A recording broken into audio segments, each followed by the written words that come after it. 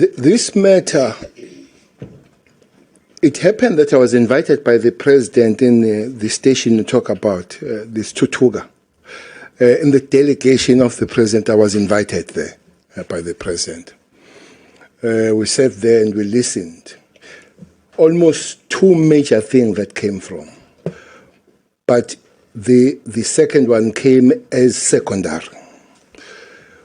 Were technical matters that issues of Eskom suffer from. Technical matters, they were raised that many people have left the experienced people have left the organization. There was even a talk of trying to bring them back, those young, bring those that are overseas.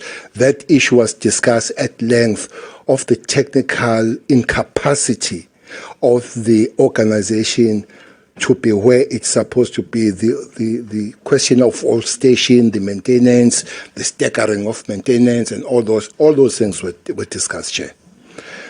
Then, as we go on, the matters of sabotage on that meeting came in this way. There were a few examples made. One example was that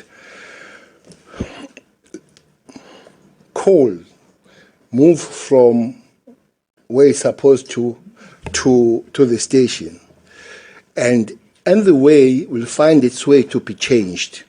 I'm sure it has come up on this investigation.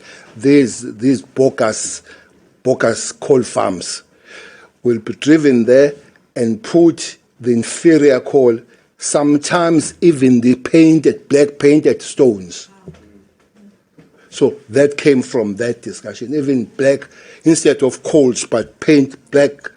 So that, as a sabotage, becomes a technical matter because those belts and machines, instead of grinding coal, will grind stones. And then they have a short life. And the maintenance then is pushed in a way that is not supposed to be pushed.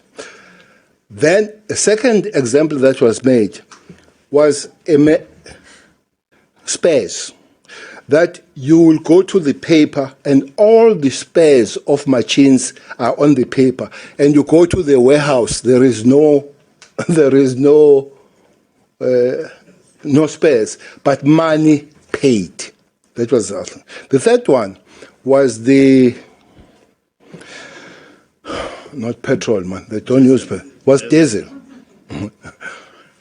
The truck will come to offload the diesel, and it will go where it's supposed to offload the diesel, and stand there that expected time, but doesn't offload a drop, not one drop.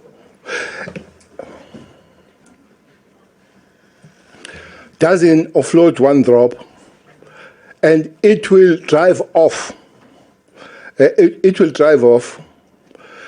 As they come in, they will be weighed in the gate. Wait, and somebody will write the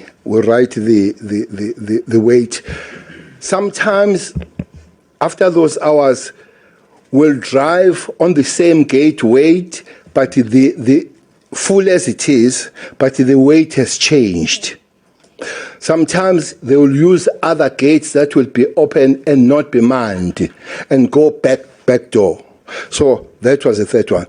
So this comes on the question then of sabotage. Then the CEO, the president, some of the ministers, this one was there, I think Minister of Enterprise was there. There was no Minister of Enterprise of electricity, the energy was there and all that. And then we were taken to the plant. Though I was not very close, I don't like to walk very close to the president as we walk. I have my reasons. But there was a walk around and all that kind of stuff. One major thing that was shown was ashes. That ashes were not, whether that is, was not raised as a sabotage. Ashes that were not collected, so that you create more space for ashes to come after the coal has been burned, which then delays the burning of coal because there is no space of putting the ash.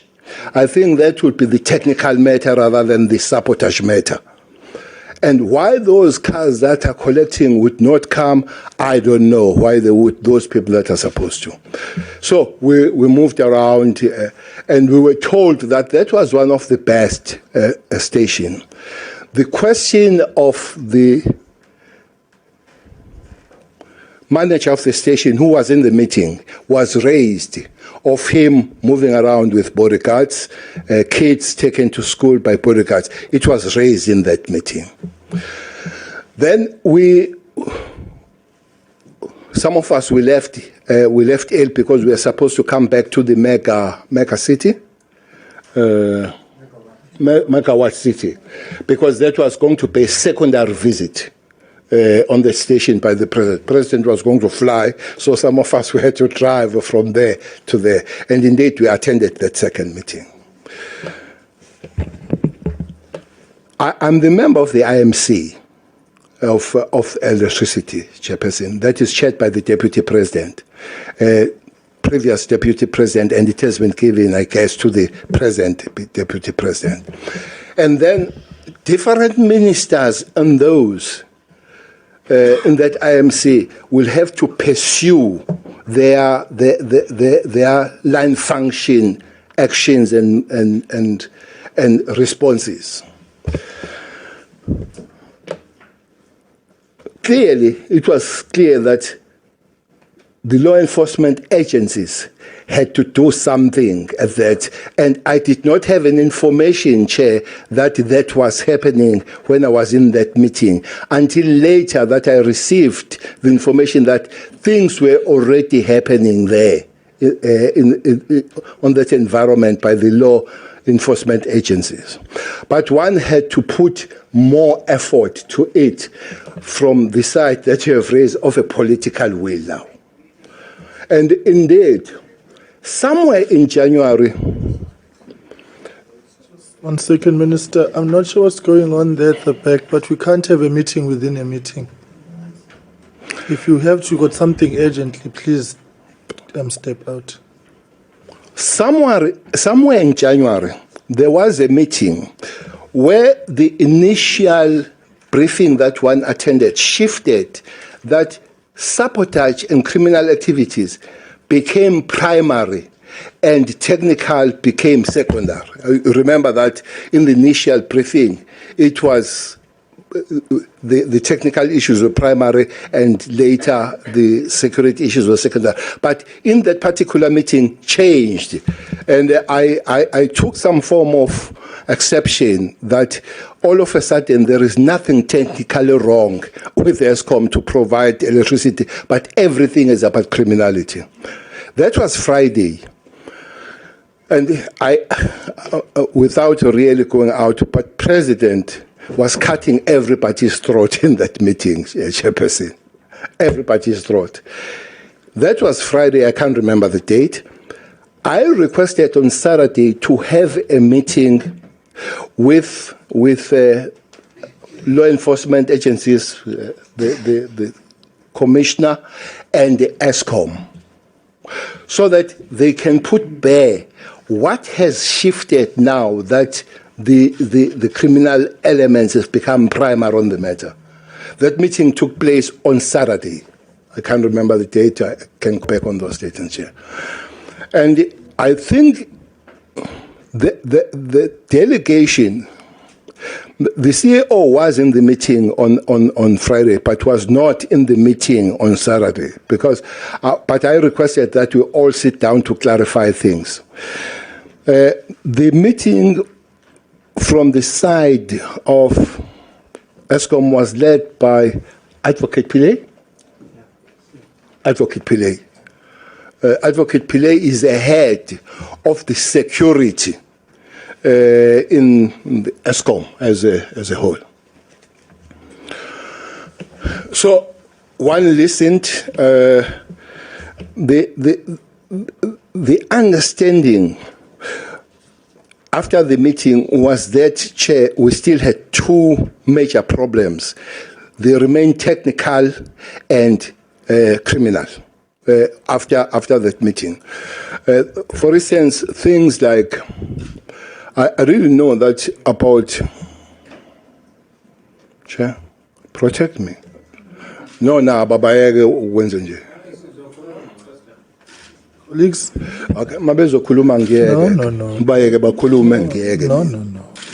Let's hear this, because it becomes important to get the thinking of the politicians in this space. It's important.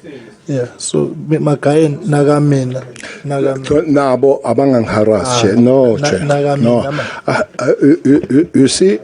Ndosi usafe khuleka usafe ngapha usafe khuleka. Thanks, Chair. And where the plan of security from the head of security was really laid bare. It was the first time that I heard that the Eskom spent about 2 billion on security matters internally. About 2 billion, with about 6,000 private security companies, individuals, not companies, individuals there.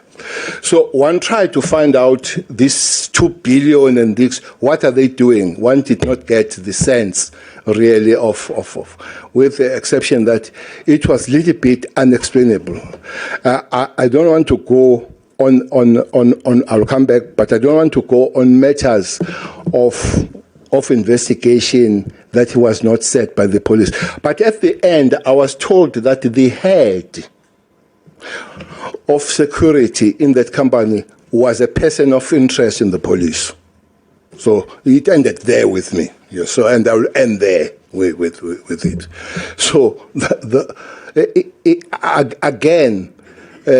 it told me that maybe that's a problem now, that is shifting to be criminal rather than being technical on these matters. But after that, I spoke with the police. I spoke with the National Commissioner to say, National Commissioner, we need to put the shoulder much closer to the wheel from the side of criminality on this matter.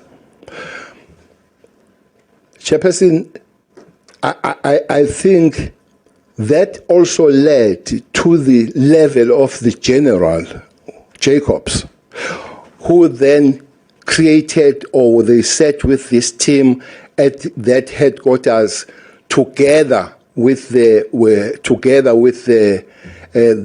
management of Eskom. But I had a sense that which is a sense confirmed, that there were two levels of investigation.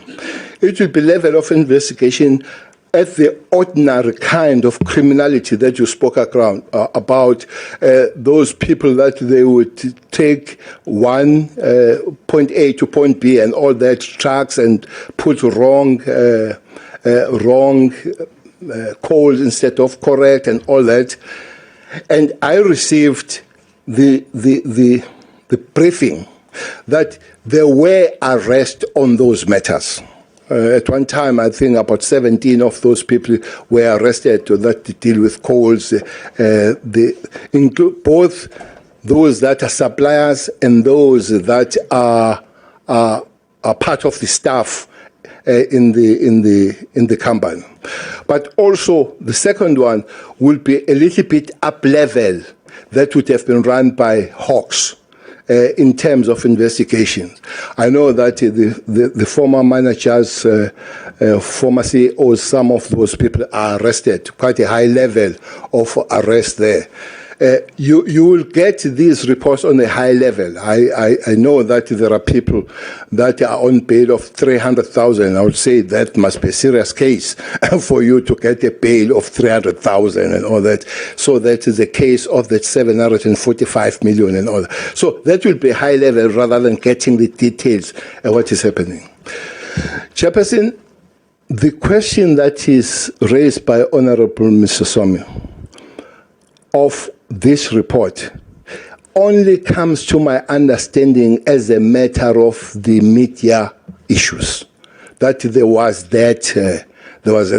At no time to me that I was briefed about this kind of investigation by whoever that is dealing with that matter. And later I heard that these are the kind of the people that were investigating it. It's a company that is led by the former National Commissioner of the South African Police, I think Mr. Fivers, but you read about those things on the media. The money involved, that was about 15 million. I'm not sure which paid the 50. Okay, I put one, they put 0. So that's fine.